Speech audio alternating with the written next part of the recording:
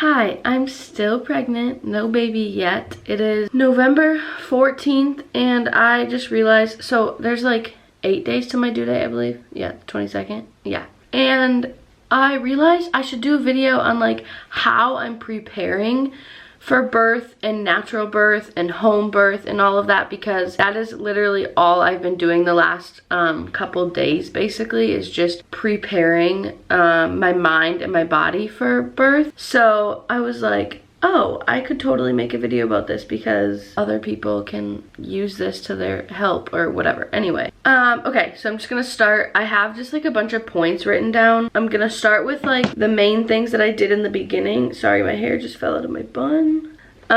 Things that I've been doing in the beginning, and then things that I've been doing like the last couple weeks. So since the beginning, I've seen a chiropractor just because, well, I always see a chiropractor because I want to stay aligned and balanced. But with pregnancy, your body releases a hormone called relaxin, and it actually relaxes your joints and stuff like that. The reason your body releases that hormone is because near the end you want your hips to kind of like loosen up so baby can pass through and not be so tight.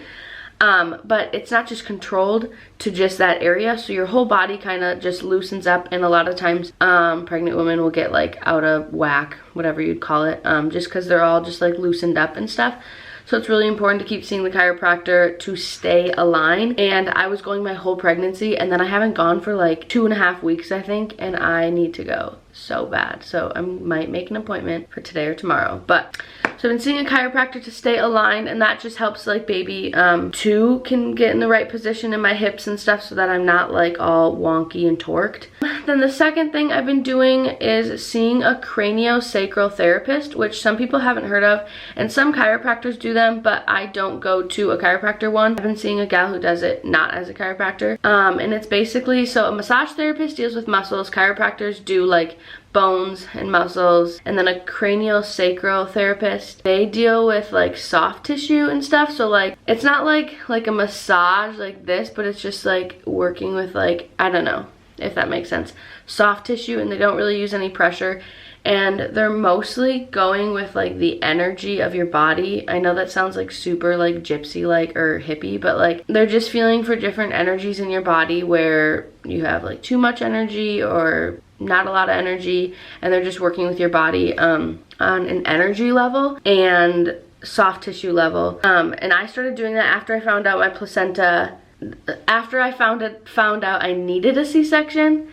because some people, when your placenta attaches, technically it like stays there, and the only way it can't like move because it like actually attaches to the side of your uterus.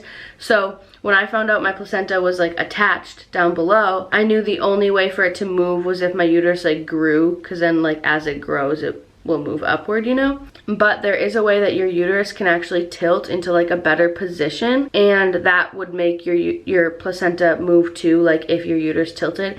And when I told my midwife this, like after I had switched from my home birth people to like a regular doctor's clinic and stuff who had midwives, they were like, yeah, your uterus can't do that. Like they didn't believe me or anything, but it happened. So my miracle. Yeah, so basically that like really helped my uterus like tilt into a good position. You can't like prove exactly. Some people can think it's like placebo and stuff like that, but mine was literally to the side, and then in 3 months it went over my cervix, and it's only supposed to go up. So they had like no explanation for why it just went over, and then it tilted back. Oh, my uterus tilted. So yeah.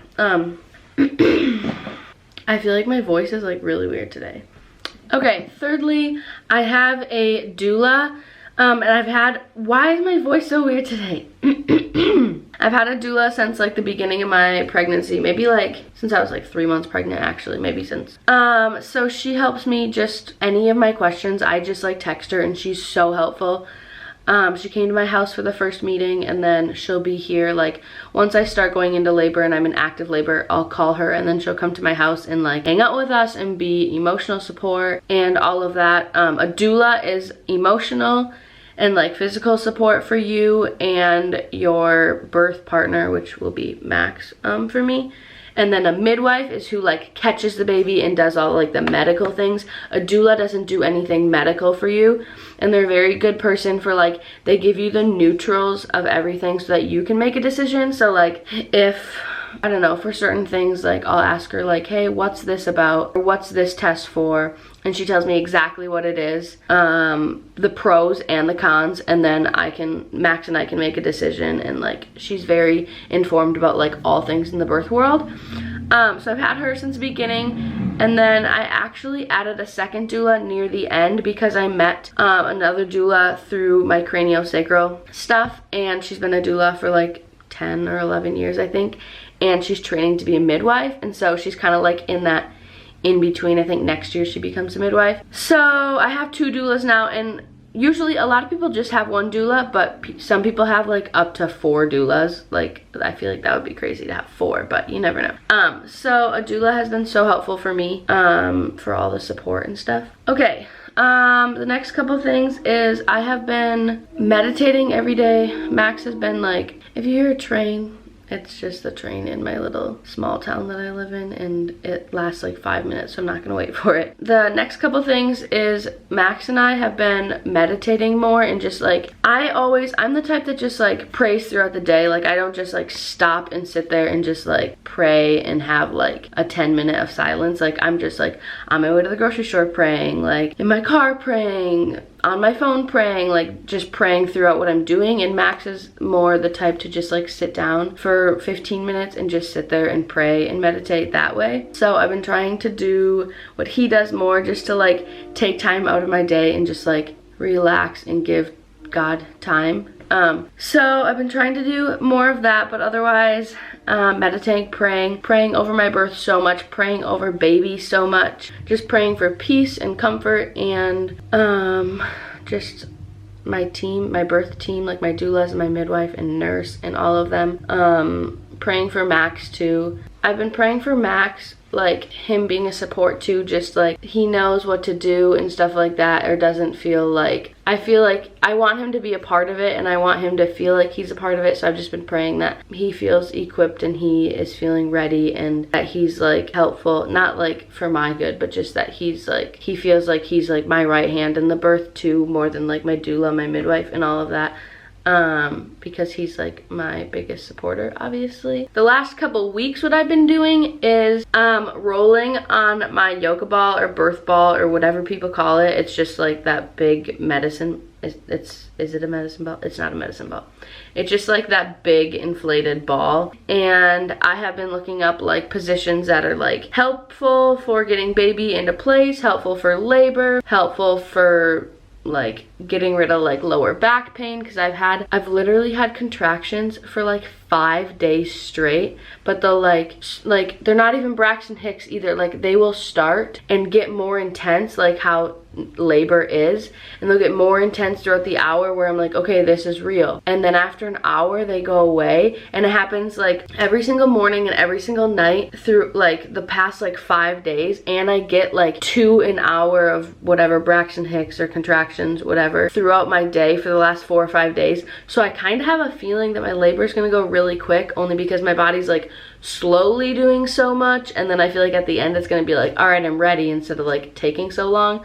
So I'm a little bit like, slow down. Like, yeah, but I've been just like, when I wake up, I roll on the yoga ball before I go to bed. Seriously, every single hour I do it. I do circles on the ball. You just pretend like you're drawing a circle with your butt, basically, or your bottom. And I go both ways. So I go one way and then the other way, and then I do figure eights, and then I do the other way figure eights, and then I do forward and backward figure eights, and the other way, and then I do side to side. So I spend a lot of hours on my birth ball. Like in the morning I do like a half an hour, before bed I do like an hour, and then throughout the day I just kind of do it like 10 or 15 minutes out of every hour. That's probably too much. I'm probably doing it too much. The other thing that I've been doing the last like week and a half, I would say, is watching a ton of videos on prepping. That's why I like wanted to make this video too, because all I've been doing is watching like hypnobirthing videos, which sounds so crazy. it sounds like hypnotizing, but it's not. Basically, hypnobirthing is just like learning how to breathe correctly so that you're focusing on your breathing and not like being fearful or pain focused, and you're just focusing on breathing. So yeah, it's basically just learning how to breathe, because you can technically have 100% pain-free birth if you're focused on the breathing part, because really in reality it's just pressure, it's not like pain. So if you like are going into it in the right way and you are in control, then there shouldn't be like this big like, oh my gosh, birth was so bad, it was so scary, I hated it, like all of that. One of the girls that I watch on YouTube is Bridget Taylor, and she's actually a doula, and she has videos like literally all about labor. Like I think I've watched almost all her videos, but there's like a hypnobirthing one, I think a breathing one. It teaches on like J breathing, the shallow short breath breathing, and then like along like more like hypnobirth breathing. So like in for 4, out for 7 seconds. The J breathing, which is also like moo. So you like breathe in and then you like moo and groan out, basically. It all sounds really weird, but like when you're pregnant, or if you are pregnant, like once people go into labor, I feel like they'll understand. Like I haven't even been there, but like watching people do it and all the videos I've seen, like it makes sense. It's not crazy. Yeah, so she's super informative. I've been like watching all her videos because she's very natural minded too. I will link her videos in the description if you want to watch them and you are pregnant, but they're amazing. Sorry, the camera stopped and I had to restart it, but okay. The last 2 things I've been doing is, 1, not letting anything negative stay. So like movies and TV shows and people of this world share negative birth stories or negative experiences in the birth world all the time. So birth is like made up to be this big scary thing for women, and it just makes us so like fearful. And so I have been like getting rid of all of that and only letting positive things stay and learning. And the reason why is I've learned that fear equals pain. So there's like an actual hormone that your body releases, and adrenaline and all that, when you're scared. And when you're scared, then your body can't release the nice natural painkillers that your body is made to release during birth. And so when you're releasing that, you can't release the other ones. It's kind of like this. So when you do that, you're covering up all those good ones like oxytocin. But when you are in the right mindset and you're focused on like breathing and positive things and stuff like that, and you're not letting your body get afraid or scared, then your body will release the hormones that are actually a natural painkiller for you. But if you're scared and you're fearful, it actually makes it more painful for your body.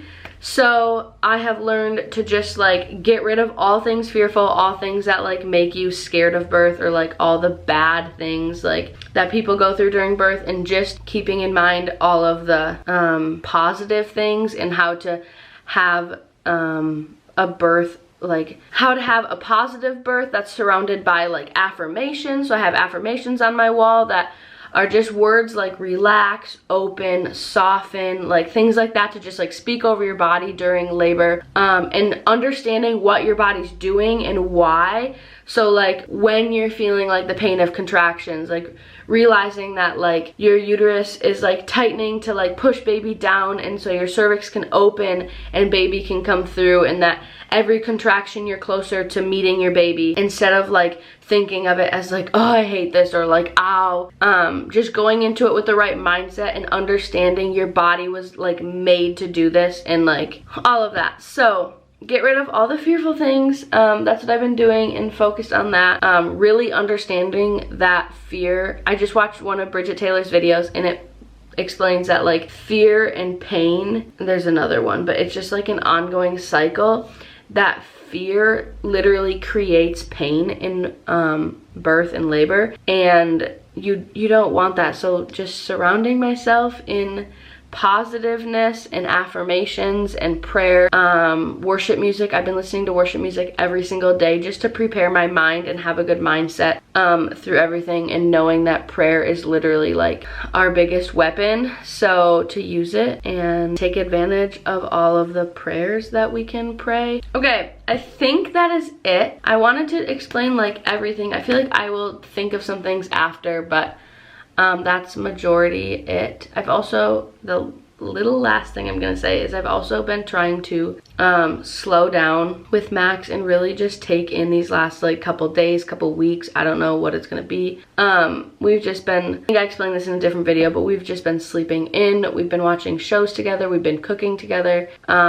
We've been like, it feels like we've been going on dates just every day, even if it's to the grocery store or like to the gas station or out to eat. Like it just, we've been going on dates together, and I've been shutting work off for certain points in my day, so I've been working less each day. I'm still working, and so is Max, but I've been working less amounts each day, and just really like shutting my work off and like replying the next day if I need to, or when I need to, just to really focus on relaxing and getting my body and mind ready, and not so like uptight and focused on all of these things. Letting the dishes pile up for a day or two and stuff like that, or even laundry, and just not be so focused that everything needs to be done before baby. All right, that concludes the video. I hope that you enjoyed it, and maybe it will help you in your birth, or you just enjoyed watching because one day you want to have a baby. Or if you enjoyed this video, please go subscribe and leave me a comment of what you liked best about the video. Also, I need ideas for after baby on videos, like first week with baby, or 10 questions for a new dad and new mom, or something. Like, leave us some ideas to do after baby so we can have some ideas, because I have some, but I need more. All right, thanks for watching. Bye, guys.